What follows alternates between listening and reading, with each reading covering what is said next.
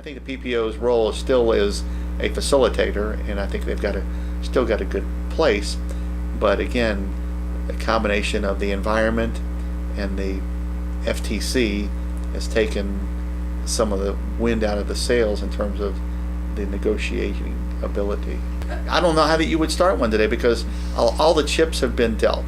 But to start from zero, you'd have to have an in with a large employer, because if you had an employer who had covered lives, then you could go to the hospital and use a little bit of leverage, show them that you could be creative and gain them net business from that employer.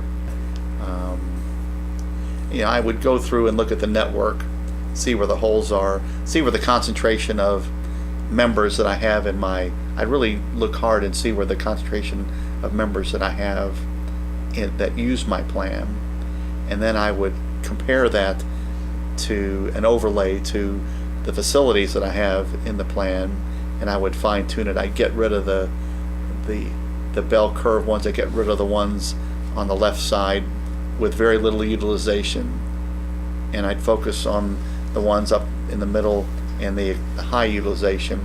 I'd really fine tune it and make it more of I wouldn't say more of an exclusive provider organization, but try and tweak it by fine tuning the network.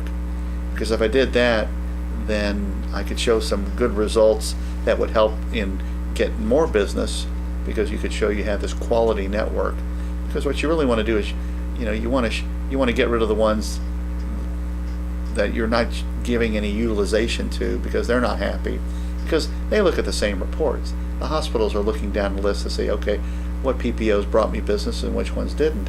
And at the end of the contract, when you come in for renewal, if you haven't brought them much business, you haven't done them any good.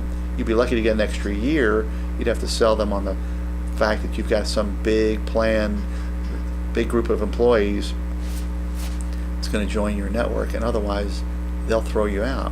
So I would really fine tune the network, and I would aggressively work with my existing members to force the utilization into those existing hospitals and physician groups that I have, by being creative in terms of making the employees participate more in terms of the overall coverage.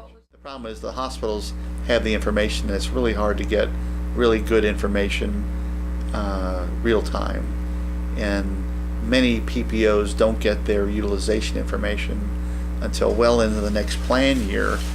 By then they're 3-6 months into it, and it's really hard to turn the barge in the river based on that lack of information. So if it flowed more fluid, then that would help them be more reactive in terms of fine-tuning their network, but they just aren't able to do that. They need more information.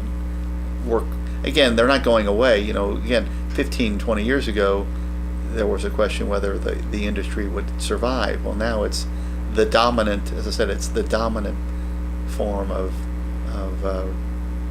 interface with hospitals and doctors is PPOs, followed by HMOs, and and I think they're here to stay. I don't think there's any question.